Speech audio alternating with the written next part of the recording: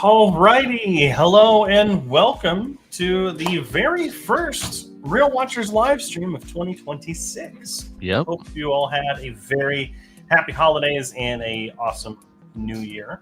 And a safe one at that, too. And a safe one. That's absolutely correct. Thank you for bringing that up. But hope you're all doing well. Kevin, how have you been over the last 2 weeks? 2 weeks have been pretty good. Just trying to catch up on the 2025 movies that I have not seen yet. So we'll talk about them coming up for the Real Watcher Awards that will be happening soon. 100%. We're definitely we're going to have a lot to talk about when we come to the awards season. I was going to say, I have a question, Garrett. What is your New Year's resolution? Oh, wow. We're asking that at the top of the show. Yeah. Last year I set a record for the most amount of movies I've watched in 1 year, which was 600. I don't know if I'm going to beat that again. We'll see. But my resolution this year is more of a personal one. I think it's going to be that I'm going to be a more aggressive advocate for myself, which means I'm going to be more aggressively seeking my own success or my own well-being, whether that's physical health, mental health, work, school, whatever. Like, because I'm very much like an anxious person, a little bit more of a pessimist, and not that I'm going to become an optimist out of nowhere, but I at least want to be able to fight a little bit more for myself. So nice. How about you? Reading a lot more books is one of my top ones, and then getting into shape a little bit more. But I watched 240 movies this year, which is the most that I've ever watched in a year. So maybe up that to like 250 this year would be nice. That's not going to be that much more than. No, but we're shooting for 300 for you. No, I'm just kidding. But so Kevin, you've been doing pretty well the last 2 weeks. My 2 weeks have been quite a roller coaster, but that's more of a personal thing. But other than that, I watched a lot of movies because it's 2 weeks and I didn't have school. My school starts next week, so I am not still not doing anything for like the next week. So I've watched a lot of movies, and I've moved from my December collection catch-up to doing my January challenge, which is going to be what I'm calling the Days O Docs, which is going to be a documentary for every day of the month. Oh, nice. And I'm actually ahead by a day. So I'm going to continue to be ahead as much as possible. But let's go ahead and dive in. We have a lot to talk about tonight because we had 2 weeks worth, mostly of movies that we watched. So we'll go over those toward the end of the show. We don't have too much in terms of news today, but the biggest thing we do want to go over first. Also, we did have a comment here from Nadia. Greetings from Nork. That was painful to say. It's 10 p.m. here, so we're settled in for the night after a long day. So dropping in. Hey, well, good to see you. Hi, Nadia. Hopefully it was a safe flight. Obviously, you're texting from there, so I'm guessing it was a safe flight. But hopefully you have a safe flight back, and you have a wonderful trip up there. All right. But the biggest piece of news this week is the official start of awards season, really.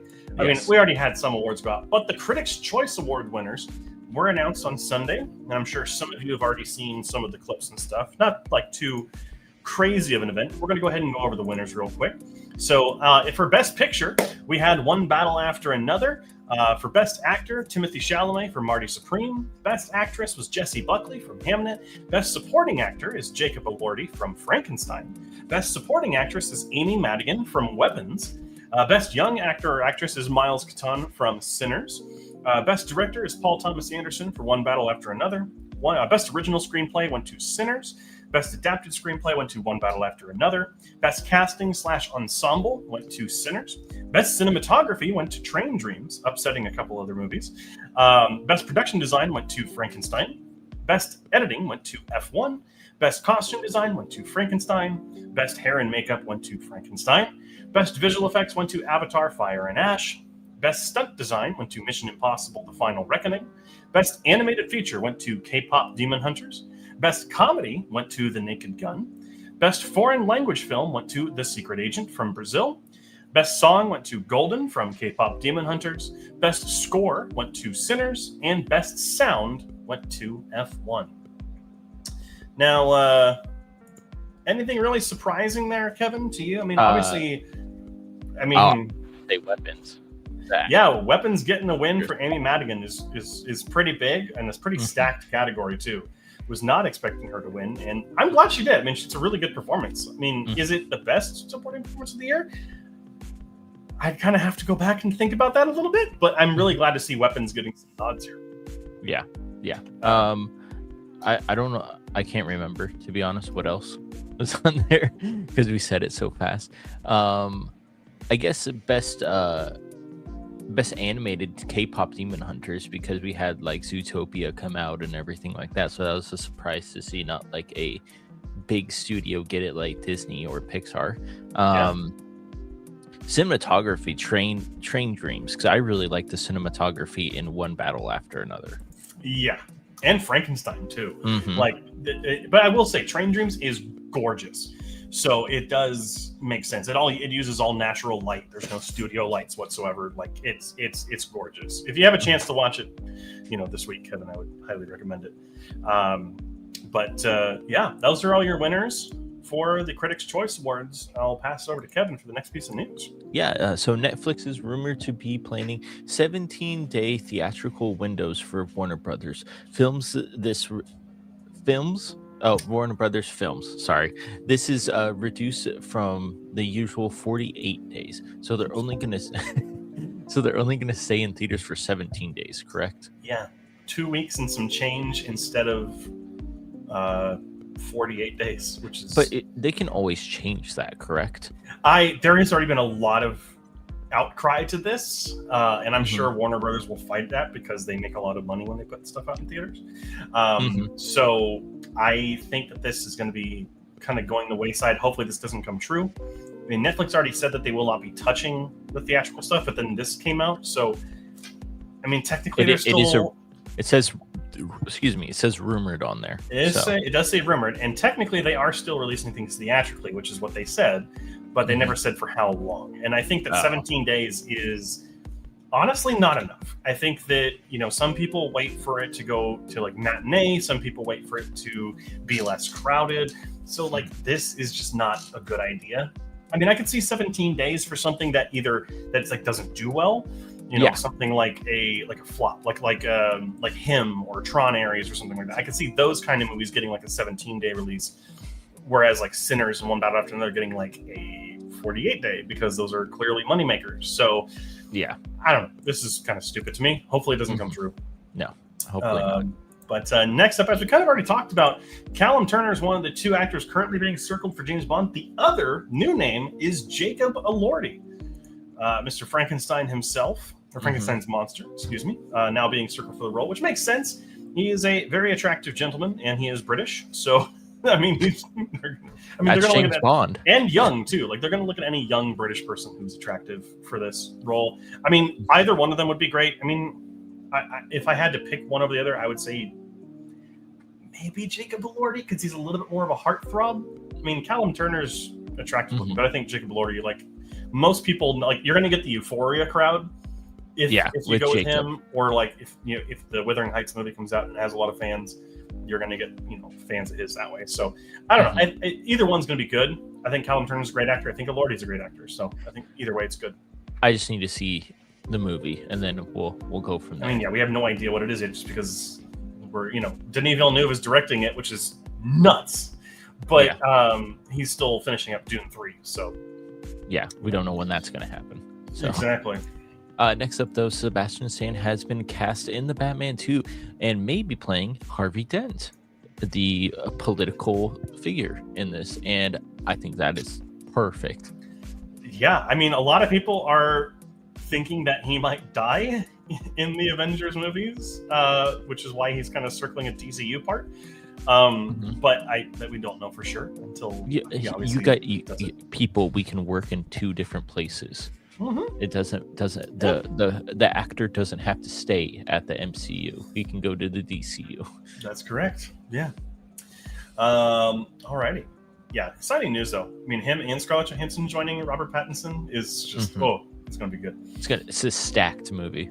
It's gonna be stacked. And Jeffrey Wright, and if Zoe Kravitz comes back, and then apparently Barry Keoghan might be coming back as his Joker type character. Who knows? Very, very exciting. Next up, we'll talk about this a little bit later, but Tron Ares is now officially streaming on Disney Plus. So Nice. if you did not get a chance to go see this in theaters, it is I did. now on Disney Plus. Same here. I will talk about this when we get to the movie review category, but if you didn't get a chance to go see it, it's now on Disney Plus. Yep. Sounds good. Another one that's going to be streaming, but it's going to be on January 16th. It's the Black One 2. It's just going to be streaming on Peacock for us. So if you wanted to watch it and haven't gotten to it, the 16th on Peacock for us. Yeah, Kevin and I were a little split on this one. I really liked it. Kevin did not like it as much. So maybe go out there and check it out for yourself and see what you think.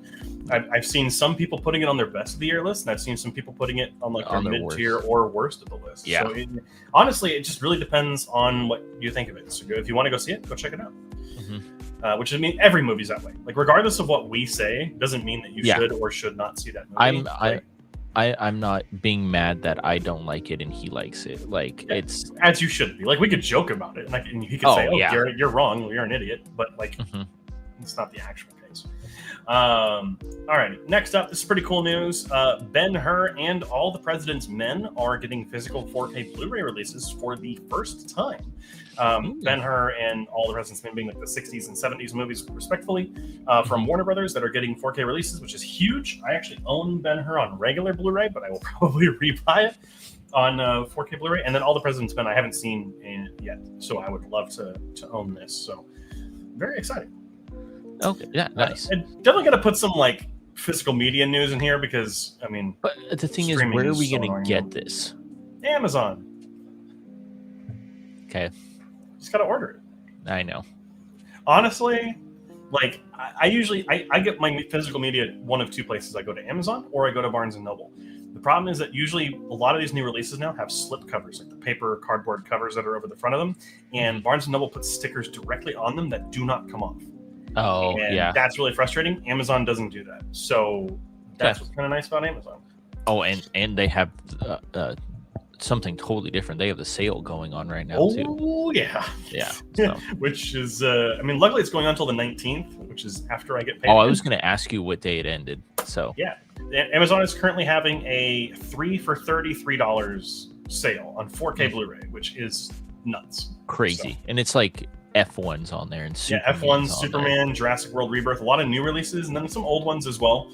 So like I think was it Jurassic World and Superman were like $28 each, and then I got another one. They were all like $11. So it was that's crazy. It was totally worth it. It was like 3 for the price of 1 essentially. Back to the news though. Back to you, Kevin. Yeah, Now You See Me 4 is in the works after the third movie's success at the box office. I mean, I don't see why it wouldn't be a success at the box office because it got a lot of, not praise, but a lot of word to mouth that it was pretty decent. So I just don't know where they're going to take the story. Granted, I haven't not seen the third one, so I don't know how it ends or anything like that. So, but we'll see. Yeah, I mean, it is a... there's someone who I know who went and saw this with their kids, and she said that it was like just a great family-friendly heist movie. Oh, okay. So like like those movies are not like aggressively like heavy on cursing or like sexuality or anything. It's like they are like more family, like older kids, like 8 and up, I would say. And so I think that's why it was a success. It was just something that families could go and see and enjoy. So. But I forgot to put this on here, but now I did. The Housemaid apparently is enough of a success that it is getting a sequel called The Housemaid's Secret, which I have not seen The Housemaid yet. Nope. I mean, am I going to be able to see it? Probably not. Probably not. With class starting again next week, I don't know if I'll have time, but I mean, cool. I mean, Amanda Seyfried, and, I'm glad that she's kind of having a renaissance right now, but, I haven't had a chance to see it, so... Nope, can't tell you about it. But next up, Jordan Peele is rumored to be interested in making an MCU movie. Don't know which one that is. I have no idea. Hopefully it's Blade. That would be sick if it was Blade, actually. If he could bring his horror skills to like more of a vampire-y Marvel movie would be fantastic. Apparently someone tweeted out the story and his production company, Monkey Paw, retweeted it with like the open eyes emoji. So they didn't say no, which is really interesting. So in the age when everyone just kind of denies everything, I think that's really something that we could look forward to. All right, that's it for the news this week. Do we have any comments? Wrong. Ben-Hur was MGM. Is Ben-Hur MGM? Might be. No, so it's Warner Brothers. Or it was, yeah, so Metro-Goldwyn-Mayer made it, but I believe that Warner Brothers owns the rights. Because does that mean they can distribute it out? Yes. Okay. Yeah, so it looks like, yeah, so MGM originally made the movie, but Warner Brothers owns the rights now, so they're the ones that are making the Blu-ray coming in. Okay. Maybe at least here in the US. I'm worried if Ben-Hur being 4K will make all the old props stand out in a bad way. It's always possible. I mean, one of the things is like animation in 4K, specifically old animation in 4K, has a tendency to look rough. I'm trying to remember what movie I had watched recently. Like I watched like the Ghost in the Shell 4K, and it was really good looking for like 95% of it. There were a couple shots that looked a little rough. So like I get what you're saying, and I think that, but I think old movies, especially ones that were made on film, look really good typically. Okay. At least in my experience, but that's just me. And it could be a bad print. Who knows? You know. Alrighty, but we have a news section we're going to go ahead and do real quick. It's not the most full thing in the world because they kind of shadow drop a lot of stuff, but we wanted to go ahead and do a quick section on movies that are now streaming that you can actually go ahead and check out. So the big first one is Tron Ares, which is currently on Disney Plus, which we already talked about during our news segment. But then also The Running Man, the new remake, is available to watch now on Paramount Plus. So, interesting. Nice. Yeah. I mean, if you can get Paramount Plus to work, then maybe it'll be it's not even popping up on Google that's on Paramount Plus right now. I had to search for it in there. It wasn't even like the homepage or anything, which is really weird because they marketed it and it wasn't like a flop. It was mediocre at best, right? The performance was mediocre. I mean, it had good reviews, but the box office itself, or was yeah. I mean, I want to say it like equaled out, but I don't know exactly. Alrighty, but let's go ahead and get into the trailer park. And we had quite a few in the last 2 weeks. We had 2 of the more Avengers Doomsday trailers come out, which holy shit, the X-Men one is amazing. the best one, easily the best one. I think Thor one was also really good in terms of tone setting. Okay, yeah. The Captain America one was bad. Like why was that the one you led off with? Like I would have saved that surprise for the movie, which is kind of fun. That would be awesome. Yeah, I don't know. It was filmed, but the X-Men one, oh shit, that was good. But also, I showed you the trailer for this earlier. The Death of Robin Hood looks absolutely fantastic. A much darker, like tone. And Hugh Jackman looks like really good in this movie too. Yeah. A lot of people are saying that it kind of looks like Logan, but with Robin Hood instead of Wolverine, which is kind of interesting. And I kind of get that. But it's made by Michael Sarnowski, who is an incredible director. He did Quiet Place Day 1 in 2024. And then he also did the movie Pig, which is on my top 150. I love Pig so much. It's so good. So I'm very excited. It's very violent, very dark. So very excited. But also, man, the marketing campaign starting for Undertone is real good. Where's that real on creepy. It's after Avengers Doomsday. It's not on the script. I had to add it for the video. But Undertone put out a marketing hype video today, which is just a tone setter for the absolute dread that this movie is going to be, and I am all here for it. It looks absolutely fantastic. Hopefully that trailer is real good, because that hype video was incredible. And also Testament of Anne Lee looks like it's going to be good. The Rip is kind of the return of Matt Damon and Ben Affleck working together on Netflix. Looks like it could be fun. Oh, that one looked interesting because I saw it on Netflix. So and then They Will Kill You also looks kind of interesting. I saw the trailer for that in front of, I want to say when I saw We Buried the Dead 2 weeks ago. And I'm not that enthused about it just because it looks like a John Wick-y type action movie, but the premise is that the main girl is hired by this hotel to be a maid, but the hotel ends up being like the headquarters for like a satanic cult, and she's there as like the sacrifice, but they don't know that she can fight back. Which, I mean, weird. I'm over the whole making the satanic people the villain. Like, it's just a cheap stereotype. It's just annoying, but it does look good. So hopefully it'll be something fun. But let's go ahead and get into the box office, Kevin. If you want to take it away. Yeah, I'll take it away. Number one, Avatar, Fire and Ash with 41.4 million. Zootopia 2 coming in at 19.4 million. The Housemaid with 15.1 million. Party Supreme coming in with 12.6 million. And Anaconda, $10 million, rounding up our top 5 here. That's absolutely correct. See, if Netflix doesn't put out their movies for 48 days, Zootopia would not be here. It's true. It's true. Just so Avatar Fire and Ash did hit $1.09 billion this last weekend. It will not hit $2 billion, I don't think. It is really slowing down.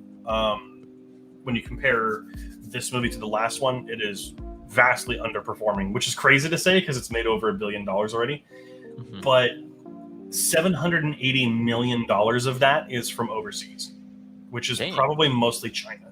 So it looks like this might be the lowest performing Avatar movie in the US yet. So we'll have to wait and see. But yeah, Zootopia 2 reclaiming second place is pretty good. Marty Supreme debuted, I believe, in second place last week and then dropped to fourth, which makes sense because it's an R-rated, drama. It's not a family movie. Already overperforming, really, than what I think a lot of people were expecting. And then Anaconda coming in fifth is crazy because, I went and saw that, I want to say like the day after Christmas or something. Yeah, I think you did. And that's the most full theater I've been to in a long time. Nice. Which Very is good. Crazy. Well, with Timothy getting his award, I think a lot of people are going to go see Marty as well. Yeah, and then like Sinners and One Battle After Another, which are currently both on HBO Max, have shot to like the number 1 and 2 positions. So if they do a re-release again for theaters, it's gonna make a lot more money. I think they should because of all of the hype around them. 100%. We had a comment here. So Naked Gun got best comedy about time. Yeah, I mean, in a year that was pretty, okay with comedy, I'm glad that it was nominated. And won, too. Because I thought it was a return to form. Yeah. Alrighty. Let's go ahead and get the movies that are coming out this weekend. And up first is Primate. This movie looks terrible. A group of friends' tropical vacation turns into a terrifying primal tale of horror and survival. Yeah, this looks real bad. But if it looks good to you, then go check it out. Up next is Greenland 2 Migration. The surviving Garrity family must leave the safety of the Greenland bunker and embark on a perilous journey across the decimated frozen wasteland of Europe to find a new home. I'm really curious to see how many of those MAGA idiots are going to go to this thinking it's like, it's a movie about conquering Greenland, because they're that stupid Frank line that we need it. All right, and up third is I Was a Stranger. 5 strangers are pulled together, colliding on a single night where survival is uncertain. This is the latest movie from Angel Studios, so take of that what you will. But it looks to be some sort of drama film. Can't really tell. That's the really bad plot. So, has a really high rating, though, on IMDb. I don't know why. And anyway, last up is The Chronology of Water. A woman, after an abusive childhood, escapes into competitive swimming, sexual experimentation, toxic relationships, and addiction before finding her voice through writing. I believe this is the first film from Kristen Stewart, who directed it. And has quite a few different cast members. Imogen Poots being the main actress. Has a 78 on Metacritic, so it's got a pretty decently high score. And it looks pretty gorgeous, so, never know if it'll actually be up your alley. So check out a trailer. If it's interesting to you, go see it. Go see it. Alrighty. And before we move on, what's next? Greenland 3? I mean, if Greenland 2 is a success, we'll probably get a Greenland 3. I didn't know Greenland 1 made enough money. I didn't either. So I mean, hey, no one will ever know. Alrighty, let's go ahead and change things up a little bit because we got to talk about movies that we watched over the course of the last week. Now, Kevin and I did our wheel spins 2 weeks ago. We each got 2 movies and 2 shorts. We'll do those at the end. But in 2 weeks, I've watched a shit ton of movies. Kevin has watched, I think, the most movies he's ever watched in the time between 2 different episodes. So false advertisement there, but it's okay. I mean, hey, it's all right. It's close. I think I don't know how many I watched, but 1, 2, 3, 4, 5, 6, 7. No, I've definitely watched like 8 or 9 movies in a week. So all right. Well, I mean, hey, I guess I'm wrong. I, on the other hand, watched 1, 2, 3, 4, 5, 6, 7, 8, 9, 10, 11, 12, 13, 14, 15, 16, 17, 18, 19, 20, 21 outside the wheel spin. So we each have 2 movies, though, that we both watched. So let's go ahead. What was the first one? Oh, that was the first one. Let's go ahead and do the first one. Kevin, I'll bring yours up first. Okay. Which is this one. This is Marty Supreme. And I can see why Timothée Chalamet got the Critics Award for this movie. He's absolutely fantastic in this movie. I will say the girl in this movie too, his partner or lover in this movie, is actually really good as well as being the friend that turns into whatever it is. So his baby mama. yeah, basically. But I will say there is a part in the middle of this movie that I did not deem necessary in this, and that's why I gave it a little bit of a lower score than usual, because it didn't have anything to do with ping pong or anything like that. And I think they could have done a suspense or with the story in the middle of this with something that's ping pong related instead of what happened in this movie. Again, not going to spoil too much because it is a fantastic movie and you definitely should watch it just because of Timothée Chalamet's performance of this. So I gave it a 94 out of 100, and I think Garrett agrees with us. Yes, my score, where did it go?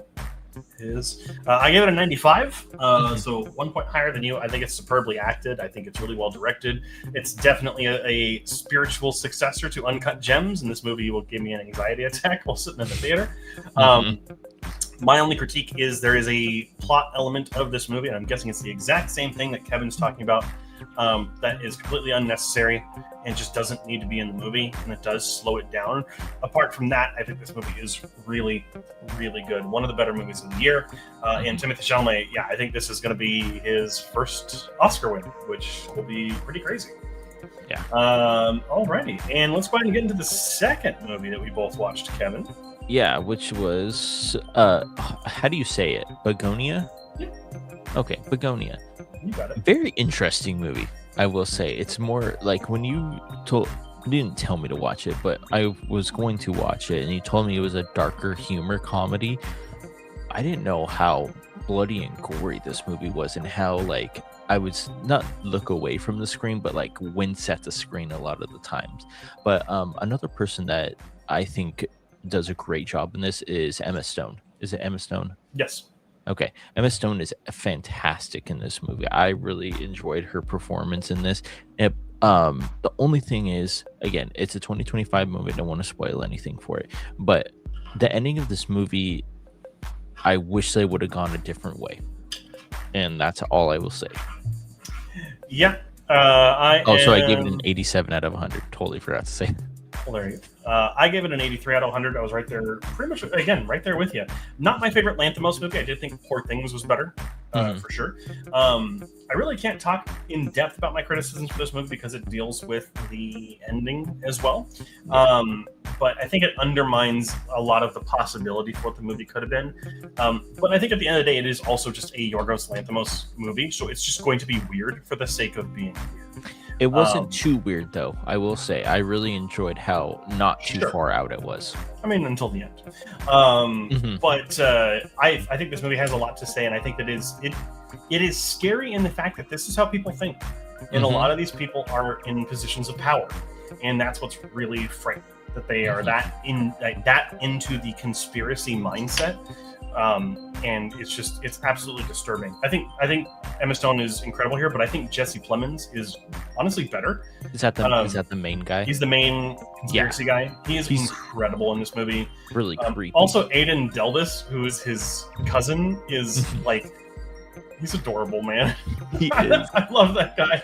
I mean, it's really good, but I think the ending really undoes a lot of what it has to say, unfortunately. So. Alrighty, but that's it for the movies that we share in common. So that makes it. You said you watched I have 5. 7. You watched So I 5. have 5 movies. That makes me 19. So I'll do 3? every 4. 4? Okay. Yeah. And I'm going to go very quick this week just because I have a lot. So up first, getting back into December, which is my collection catch-up, and I watched Shrek the Third, which is not as good as the first 2 movies. And I think the cast is fine, but the new characters don't really add anything this time around. It's just missing a lot of the charm and wit of what made the first two movies good, and just kind of feels like it was made for the money and not for any artistic purpose, unfortunately. But still has some funny moments, and it's like not the worst movie in the world. Like it's fine. 50 out of 100. Up after that, another collection catch-up, Shrek Forever After, which is the 4th movie. Better than 3, but not by much. I appreciate the emotional core of the movie, kind of going over fatherhood and like, do I really want to have kids and the family kind of a thing. Again, this is not hitting the highs of 1 or 2. They don't have Farquaad. They don't have the same level of humor. It's still got good animation. The voice cast is still continuing to be great. It's just the writing and the humor that are letting it down. Also, I do not like the other ogres in this movie. I mean, the babies are horrifying, but the other ogres that are like in the alternate universe or whatever, I don't know, didn't like them as much. Alrighty, another collection catch-up movie from December is The Last Samurai from 2003. I do like this movie, a great-looking historical drama, which Tom Cruise is really good in. It's definitely, I'm gonna jump on the bandwagon here. It's a white savior movie. I mean, like it's another, Avatar, Pocahontas-y type movie where the white guy is taken in by this time the Japanese and learns their ways and gets ingrained in their culture. Which I get it. You kind of need to have that American whatever voice, like it's a blank slate, but it's kind of annoying. It is also kind of formulaic. You know what's going to happen in this movie, but the positives are really huge, right? The movie is gorgeous. It's got really good performances. This kind of pre-Mission Impossible craze Tom Cruise, who's better in this movie acting-wise. Also, Ken Watanabe is incredible in this movie. We have a young Hiroyuki Sanada as well. And the production design and costume is really immaculate. It's a great film, but it's hampered by its formula and the kind of the whole white savior thing. And the last one before we get over to Kevin, another collection catch-up is Neighbors from 2014, a comedy movie with Seth Rogen and Rose Byrne. Honestly, better than I was expecting and better than I remember it to be. Just because like a lot of the emotional core of new parenting is kind of what's really there. But also like Zac Efron completely playing against type, like escaping the High School Musical kid that we knew him to be this kind of jerk, was really something special. It's funny. I do think that it's a little too reliant on R-rated tropes like gross out humor and things like that. But when it focuses on the emotional good stuff, it's pretty good. So, alrighty, Kevin, let's go over to your first one. Yeah, my which first is that one. Warfare. Yeah, Warfare is a fantastic movie that's not really a horror movie, but it feels so tense in this movie. I really do like the war aspect of this movie. It doesn't glorify it. It makes it just feel real, if that makes sense. Again, this is a great cinematography. I love the characters in this movie, even though I don't really remember their names, which I don't think you're supposed to, I feel like, because they were all like undercover and stuff like that in this movie. But it's a horror movie based on real life people, and that's happening to people as we speak. And that's what makes this movie so fantastic, I feel like, because you get put into the world and then you just don't know what's going to happen next, and I absolutely loved it. So I gave it an 87 out of 100 for me. Yeah, fantastic movie. Glad you finally checked it out. Yeah. All right, my next movie was a movie that I saw in theaters, actually, which is Anaconda from this year or from last year. It's the best Anaconda movie, but that's not saying much. I think that the movie's heart is in the right place. I think that by making it a remake that's focused on people who love the original movie trying to remake it is a really smart idea for a reboot. But there are a few big issues. Number one, it clearly needed a bigger budget. The snake is simply bad looking. It's in no time was spent on its VFX or money because it's always in the background. It's partially obscured. You can tell they didn't have the time or the budget. Second, the PG-13 rating holds this back. Like, I don't think that good kills make a good movie. Like, there's a lot more that you have to do in a movie to make it good. But like, I want to see people be eaten. Like, I want to see like the legs going down the throat. You know, like I want to see people getting swallowed. But it doesn't happen here. They always just get tackled off screen, and it's just really kind of annoying. There are a lot of kids, they're not kids, but like teenagers in my theater, and I was like, okay, this is kind of the wrong audience for an Anaconda movie. Also, you know what's going to happen in this movie. Very I'm not going to say much because it's very predictable. But also, since it's like half horror, half comedy, there are some tonal inconsistency issues. There are points when like it'll go from someone being eaten to a scene with Steve Zahn pissing on Jack Black, and it's like no time to change tone. It's really, it's really kind of annoying. It has its moments. The cast is clearly having a great time, which that always makes me like it just a bit more, right? When I can tell that they're having fun, I'm having fun. I like Jack Black, I'll say Paul Rudd is great in this film. Tanya Way Newton is not in her typical element, and I love that. Steve Zahn is really weird in this movie, but Jack Black surprised me because this feels more in line with what he's good at doing, as opposed to movies like Minecraft. Like, this feels more like the R-rated type comedy is what I want to see him in. It's got a good heart and a nice little message about creativity, but it's not that great of a movie. I think some horror fans might enjoy it because it's like a change of pace, a little bit more funny and less like eating people. But I want to see people being eaten. Sorry. Yeah, I want to see people swallowed. Next up is Assault on Precinct 13, which is a John Carpenter's first movie, actually, which I believe Nadia's watching, which, if you didn't know, this is his first movie. This is supremely enjoyable. I mean, Carpenter knows how to make a damn good movie, and he really nails it here. The cast is great. Everyone gets their equal badass moments, and they get their good lines. The action is also pretty decent for a low-budget 70s movie as well. Even though they have the pew-pew suppressors on their guns, which is kind of annoying. But the best part is how it subverts the racial tropes of the time. It makes the black actor the stoic police officer, and it makes the white guy the hardened criminal, which is, for the 70s, that's pretty ahead of its time. But it's also paced beautifully. I got up to use the restroom like partway through the movie, and I was like, oh, it's only been like half an hour. And it had been over an hour. And I was like, holy shit, that went by quick. I just got enraptured so quickly. It's really nice. I will say the length was a little off. There's a father character in this movie, which I won't say anything more. He's no reason for him to be in this movie. That's all I'm going to say. Other than that, I think it's a great film. Totally worth it. I actually bought it, and it's now in my collection.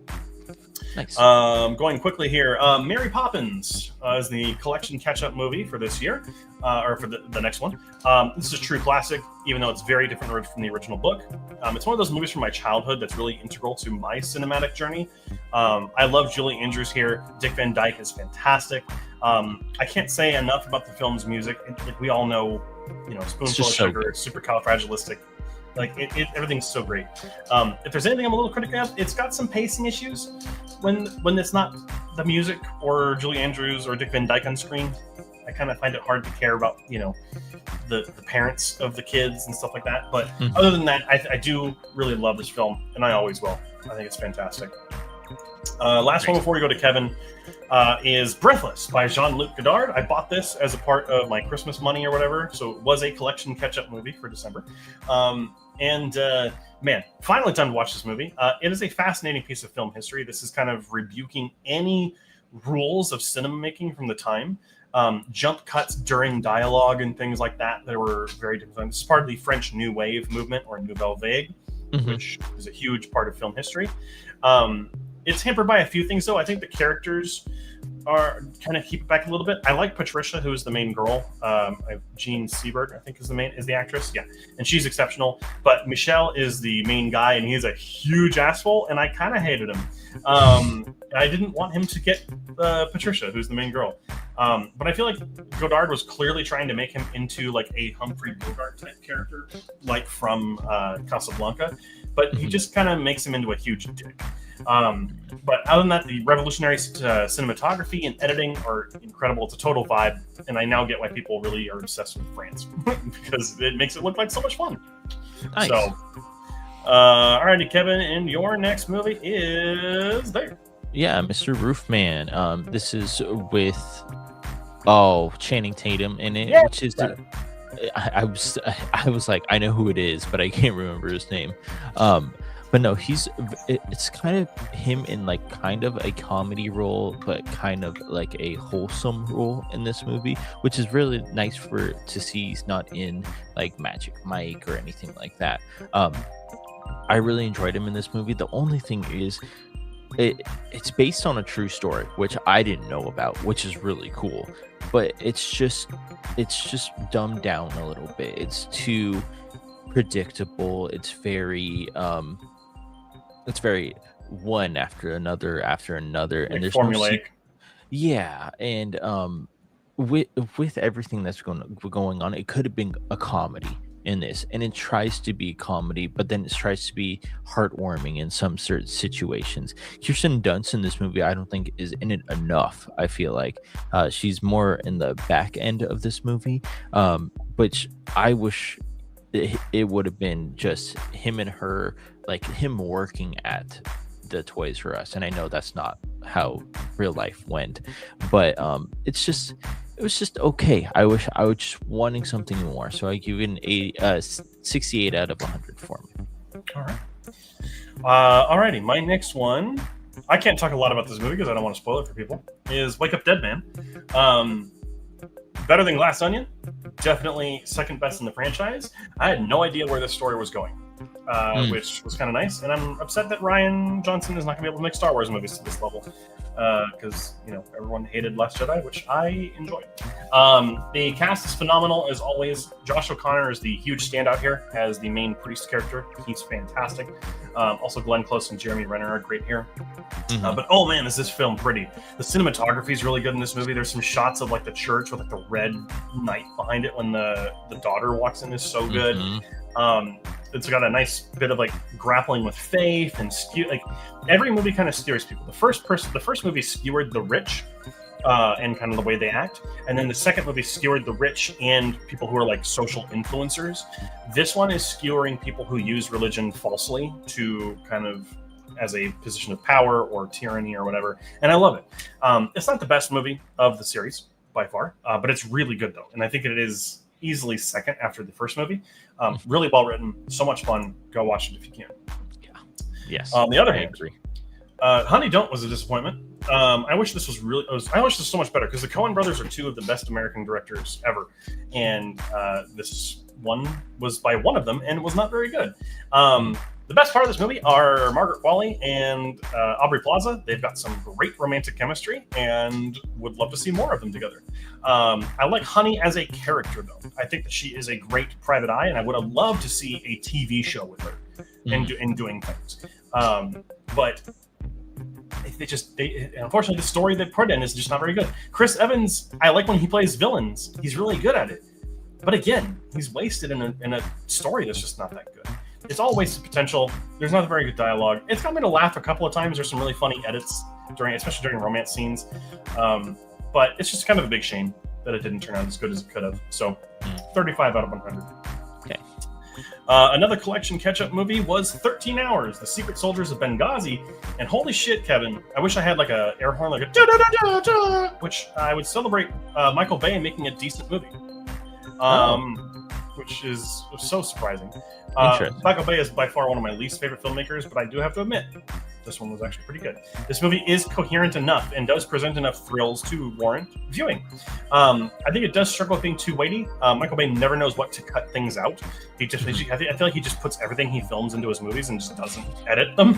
The film is too long and it's poorly paced, so that is kind of the big issue. But aside from that, it's surprisingly less political than you think it's going to be, because obviously a lot of people use Benghazi to skewer certain politicians, but this one doesn't. It's just kind of presenting things as they happened. I mean, as much as possible. Michael Bay is not someone who uses reality a whole lot, but it does reek of like the American exceptionalism, which the slow-mo shot of the flag in the background, and that's kind of annoying. It's not quite propaganda, but it kind of feels close.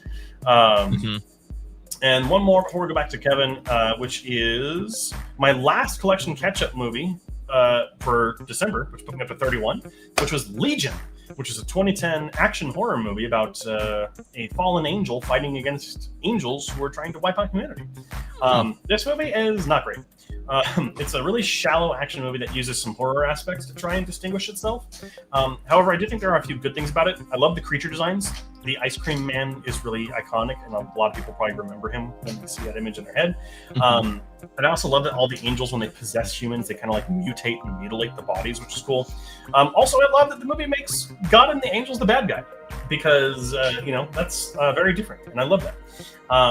But I will say that the film isn't great. It's lackluster in its direction. The VFX aren't that good. The action really isn't that exciting. The horror aspects are the best part of it, but the rest of it just isn't that good. The cast is awful outside of Paul Bettany, who's the main character, and Dennis Quaid.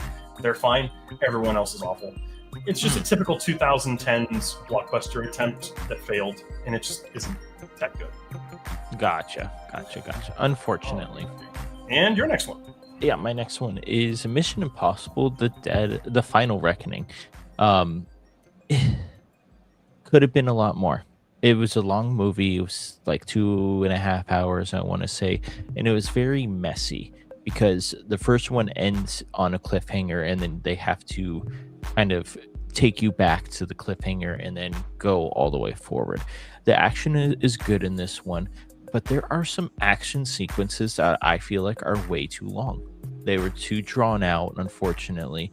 Like, again, they were suspenseful and everything, but like that. But it was just like, okay, let's get a move on a little bit with the story wise, because story wise is very, very good. I really enjoy what happened. If you haven't seen Dead Reckoning, they have a nuclear key.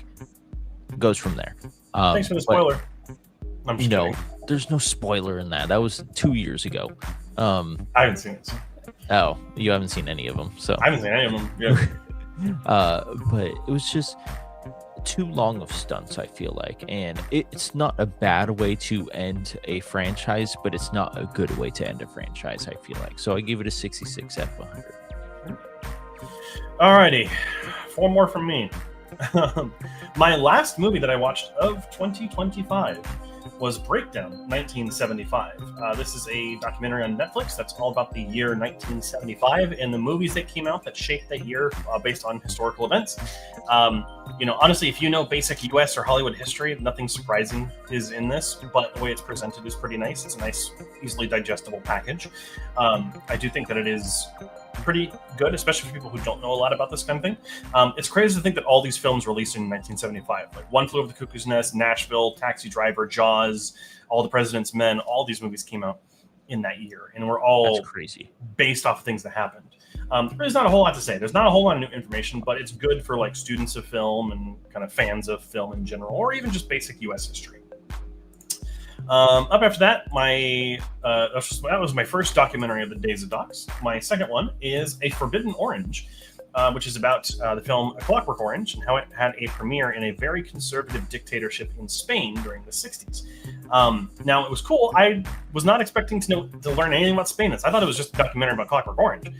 But no, this is about how it debuted in a very dictatory, fascist Spain when they kind of really were conservative and controlled media, and how this happened to premiere, which was interesting. And I'm glad that I learned stuff about Spain because I really don't know anything about them.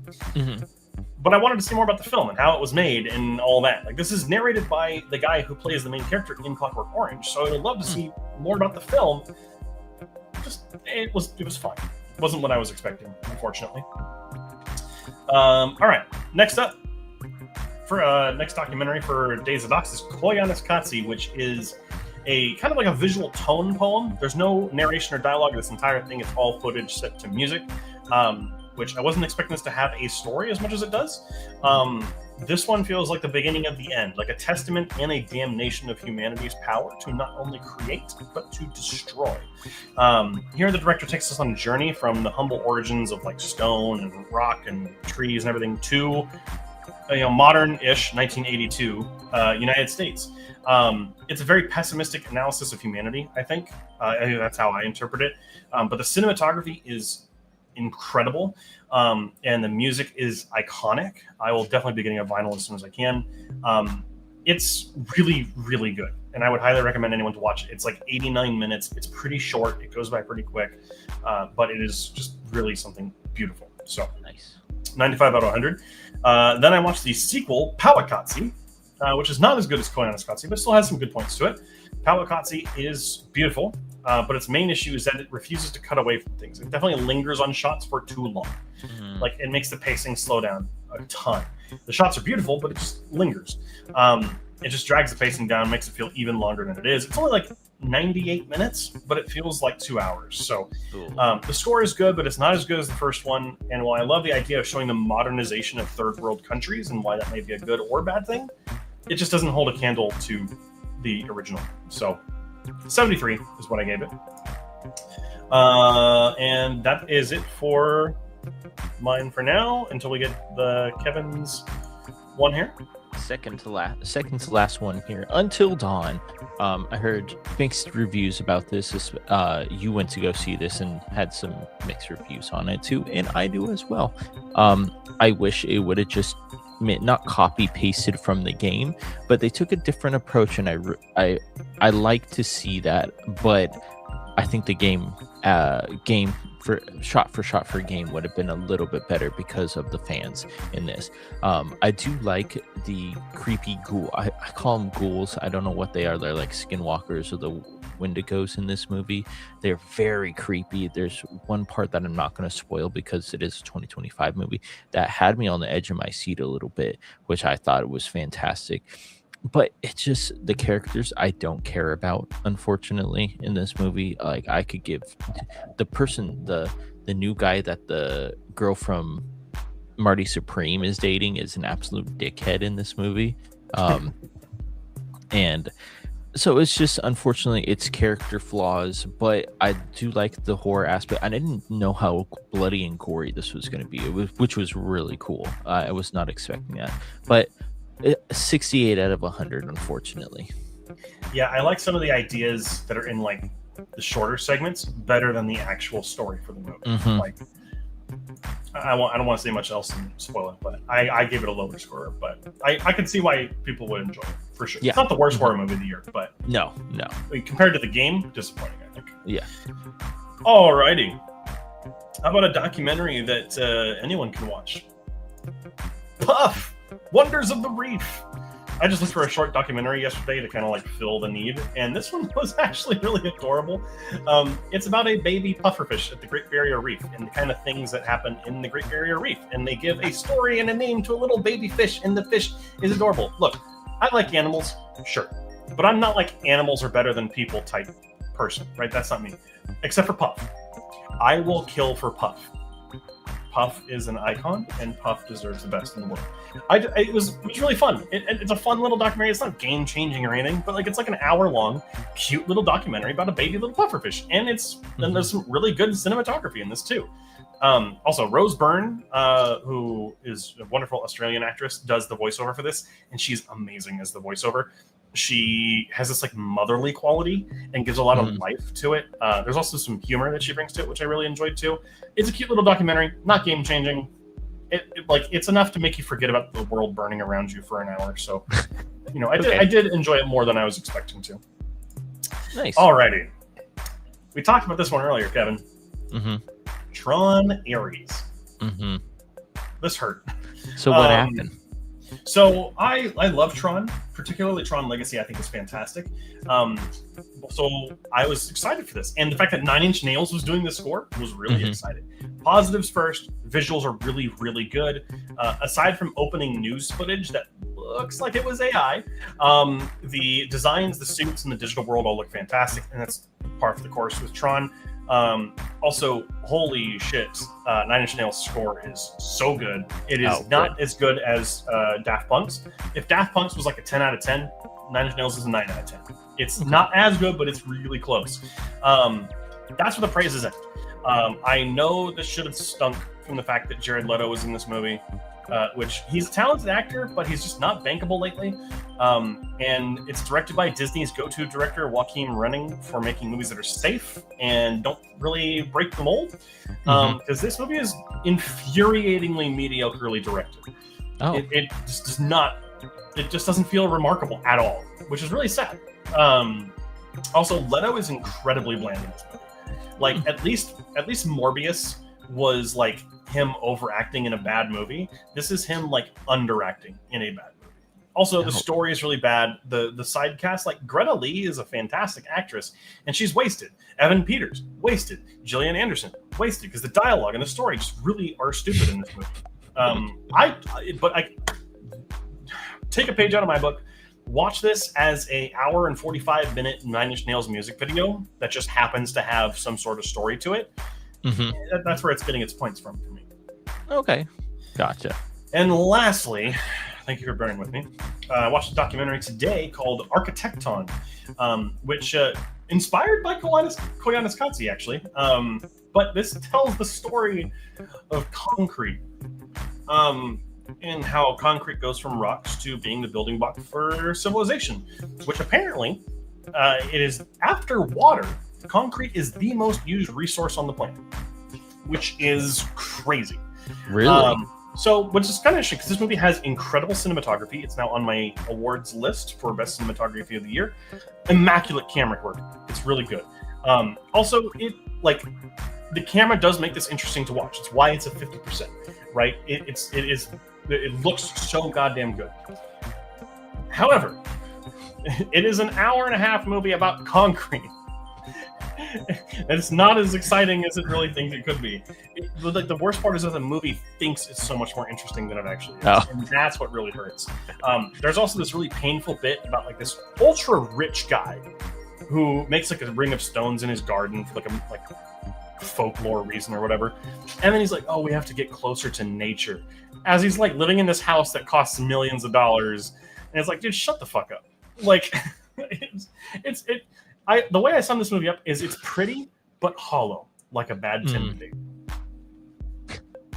So, that is my last movie. Kevin, your last movie was... Yeah, Caught Stealing. Another 2025 movie that I'm catching up on. Gotta get ready for those awards. So, this one was also just, I wanted more of everything that was happening, unfortunately.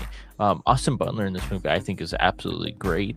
I really enjoyed his character in this movie, but it just kept harping on his past in this movie, which I did not.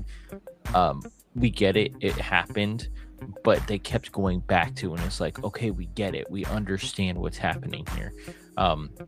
So I wish they would have kept that away a little bit. But I also wanted to know why all these other people were so bad. And they don't get into that, unfortunately.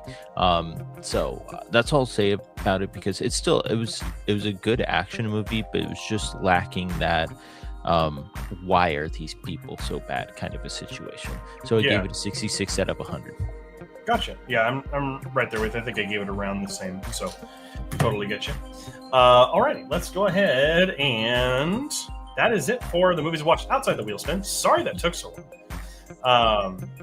Let's see here. Oh God, why Shrek Forever After? Well, my cousin got me a collection of Shrek movies for Christmas because it was funny, and I hadn't seen 3 or 4, so I watched them. Do I have to be Bad Neighbors? No. Neighbors is just called Neighbors. I don't know if it has a different title where you're from, but it's just called Neighbors here in the U.S. with Seth Rogen and, oh my gosh, Dave Franco. What's the other guy? His name? Oh my gosh, he's blanking. Zac Efron? Yeah, Zac Efron. Jeez. I'm surprised, as I thought Bad Boys 1 and The Rock were his only good movies. I mean, I'm not saying that it was his best movie for 13 hours. It was just decent. I think The Rock is so bad that it's good. But it is definitely too long as well, and I do not like Bad Boys 1. I know a lot of people do like it. I find that movie just so annoying because it's like I don't know why, but Michael Bay just has this thing where like he makes everyone in his movies unlikable, and I don't get it. So, okay. But anyhow, let's go ahead and we'll get into the movies we covered. We each got 2 shorts and 2 movies, so we'll do your first short, Kevin. Yeah, the shooting of Dan Magoo. And this is just a really good, what's the dog's name? Droopy short. I really like the animation style in this one as well. really like all the bar scenes are really cool, but I like how the lady in this movie looks so much more different than everybody else in this movie. So it gives you like two kind of animation um in this as well. But the little short story of just Droopy being Droopy, and I absolutely loved it. So I get an 84 out of 100. All right. My first short was Porky Pig's Feet, which Kevin watched a couple weeks ago. And I thought this was really funny, relentless in terms of its gags. I think the animation was really thriving in black and white. And I love the Bugs Bunny inclusion at the end. I thought that was a lot of fun. Great time and a great short. So Nice. went ahead and give it an 85. Nice. My next one, Bugs Bunny's Christmas Carol, and this was just a fun Christmas Carol type of short that, you know, if you don't want to watch the full length movies of it, this is a really good. It's like a 29-minute short, and it's fantastic. You get to see all of the characters from Looney Tunes in this, all just being happy and joyful, except for a couple of them, and it just takes the Scrooge story to just cartoony and fun in this. So I really enjoyed it. I'm glad it didn't really stick on bugs too much in this short, so that I enjoyed that as well. So I gave it a 92 out of 100. All right. My short was my second short was The Flying Cat, which is a Tom and Jerry short. Love the idea of Tom getting some wings out of like a brassiere or something, and kind of having the ability to fly here. Adds a level of urgency to Jerry's kind of escapes and chases, and it gives us a fun little side character in Tom and Jerry's basic version of like a Tweety type character. Not the most memorable one in the world, but I did really enjoy it while I was watching it. So 80 out of 100. Nice. All right, Kevin, and your first movie was Under Siege. This movie was kind of cool and kind of not at the same time, because I like the aspect of them being on a Navy boat and being just there. They're not going anywhere else, just on the boat trying to get these bad men off of the boat, pretty much. So what I wanted a little bit more of was Steven Seagal actually showing some fucking emotions. He's a board in this movie, and I didn't like him. The action scenes were great. Yeah, that's all fun and everything like that. But it's very predictable. And the other thing is what was it? Action scenes were good. Was that really it? That's all I have. I guess so. I mean, it's a 55 out of 100. So, but it was not one of. I mean, this is my first Steven Seagal movie, so if this is his best one, I don't know if I want to watch all his other ones. Alrighty. My first movie this week was Of Mice and Men, which is a respectable and honest attempt at faithfully adapting the novella, which I'm sure we all read in high school or college at some point. Mm-hmm. I thought the performances were really good here, especially John Malkovich and Gary Sinise. I thought they brought something to the main roles. I feel like they do the characters justice, and I do think they bring them to life pretty well. Everything came flooding back from reading this in high school while watching this movie, which is kind of fun. I would say it's not the most well shot movie in the world. It's more of a performance piece, and it kind of leans on the emotions as opposed to like production design or cinematography or anything. I don't really have a lot to say about this one. It's fine. It's just not something that I'll really remember. I don't really remember much of it, to be honest. It's not particularly good. It's just not like bad either. It's just a faithful screen adaptation. You probably watched it in high school, and I would say it felt like it was made for the awards season. If you kind of catch my drift on that. Gotcha. But Kevin's got a big one here. Yeah, a cube. This is a very intricate movie. That it takes place in a cube, and you don't know why they're in the cube, and all of these tests to they have to survive during the cube and everything like that. So it was very interesting in that aspect, but I also really like the different characters in this movie. There's a doctor in this movie. You have a grown man with special needs who is big part in this movie. And there's a villain in this movie that I absolutely hate because of how good he is in this movie. And when something happens to him, I was happy, but then no, I mean, oh wait, it's in 1997. Spoiler: he's not dead, and like 10 minutes before it what's it called, before it ends, he shows up again, and I'm like, mother, like it made me pissed off that he was still there. So that's what I mean, that's what creates good villains right there, is that those reactions. So I gave it an 82 out of 100.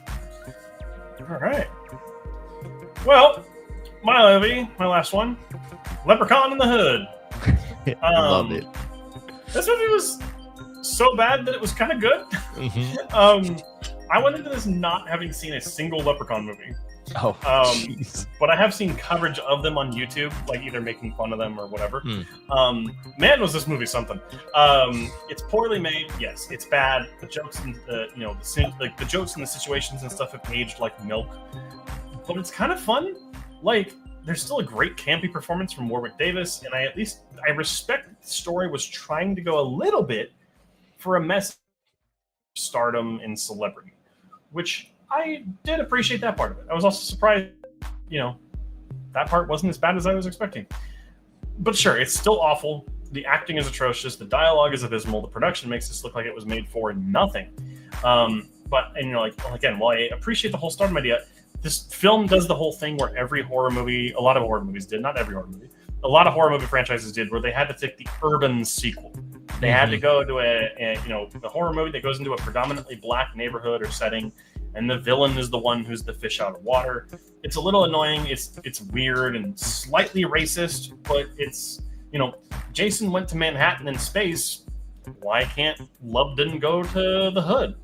Oh, well, you don't know this. He went to space already before this one. Well, there you go.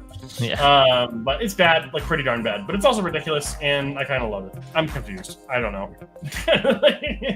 I would watch it again with people like drunk. It's probably the best way I would describe it. I mean, I'm not drinking right now, but you know what I mean. Alrighty. That is it for all those. Thank you for bearing with us. Garrett, how do you confuse Brazier with Girdle? Oh, Brazier with Girdle. Sorry, I don't know. And Kevin, that is the peak of Seagal's acting, with the exception maybe being above the law.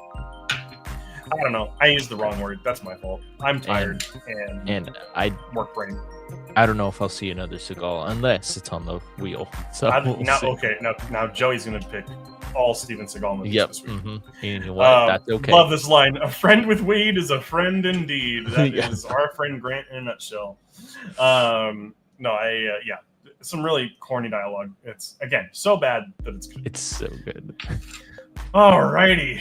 But that means it is time for our favorite part of the show. I mean, we love a lot of the show, but which is what, Kevin?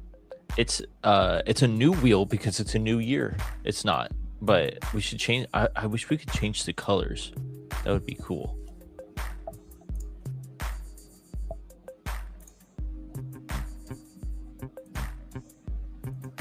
Oh, you can.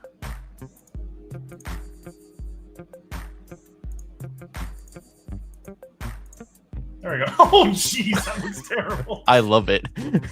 Oh my god. I mean, it's kind of cool. I don't know. I like it. All right. So Nadia says Pin from 1988. I do not think that's on there. It does not sound familiar at all. So I'll put that on the list. If anyone else has anything you want to add to the list, go ahead and do so now. The Delta Force, which I believe that's a Seagal movie. Maybe? I don't know. No, actually, I don't think it is. I might be wrong. The Delta Force from 1986. We'll go ahead and give it another minute or so. What are you hoping for, Kevin? I don't know. I mean, I'm always up for anything. I just saw a Steven Seagal performance that was one of his best by some people, and so maybe a better performance by a main character would be great. All right.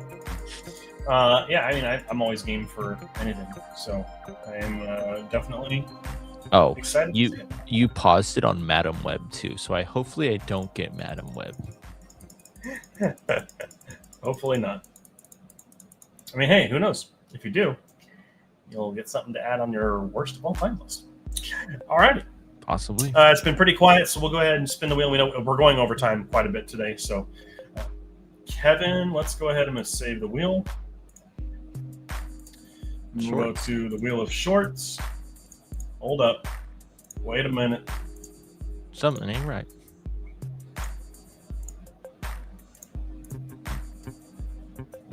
What's the other color? I don't know. Green. Alrighty. Here we go, Kevin. You ready? I'm ready. We're just doing one this week, right? Yeah. One short, one movie. Okay. We'll be back next week. Oh, yeah. You get to pick one for me. All right. I will look at shorts. Let's go ahead and shuffle it up for me.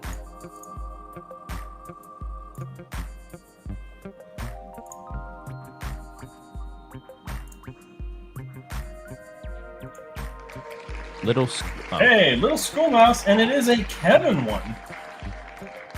That makes things a lot easier. Alrighty. Let me go ahead and add that to your list here. And remove that, shuffle it, and we'll save. And we'll go back to... You didn't spin for you. That was mine, sorry. But it wasn't yours because you've already... You're right. Yeah, I'm an idiot. I'm sorry. I swear I was paying attention. Oh, he was looking for a short. That's why. I'm on work brain. All right, let me reshuffle that real quick.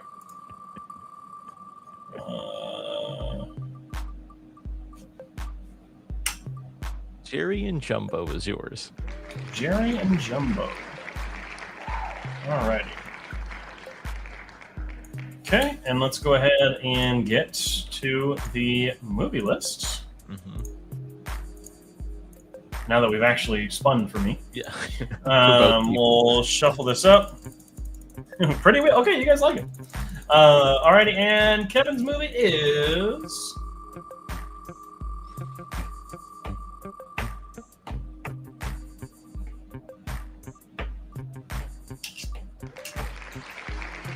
When a Stranger Calls, the remake. Let me see if I've seen that.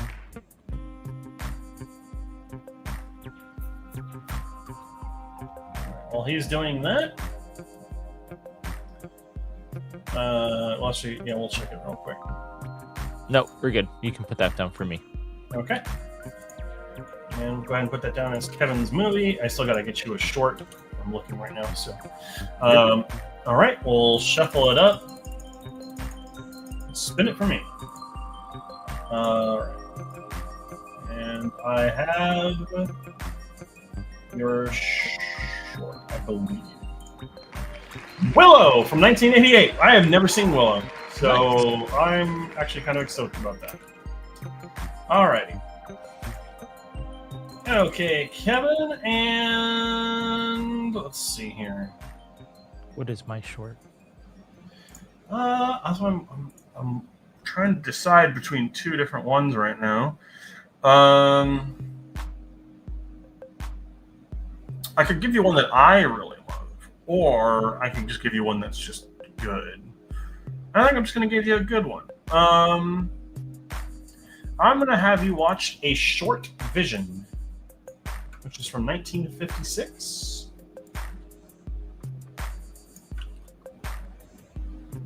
I will try and send you the link if I can find it.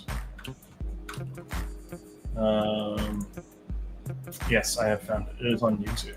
Is it the BFI National Archive? Yes. Okay, That's the one. I Alrighty.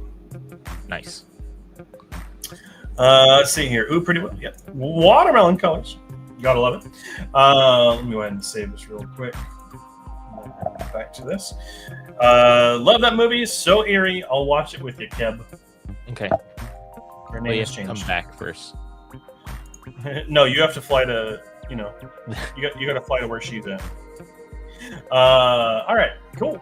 But that's gonna be it. Thank you, everyone, so much for watching. I know this was a long one, but we have to catch up after 2 weeks, so thank you for bearing with us. Of course, we still have our movie club episode coming out this week, which it is documentary month, which is kind of mirroring what I'm doing, I guess. But we watched Cropsy last week, which was Kevin's pick, and this week we're going to be covering the Oscar-winning documentary Summer of Soul, which we'll be doing on Friday. So make sure you're subscribed to know when that goes live. And of course, this goes live every single Wednesday at 7 p.m. Pacific Standard Time. Thank you so much for watching. Thank you so much for hanging in with us tonight, and Happy New Year.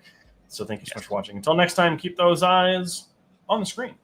Have a good night, everyone.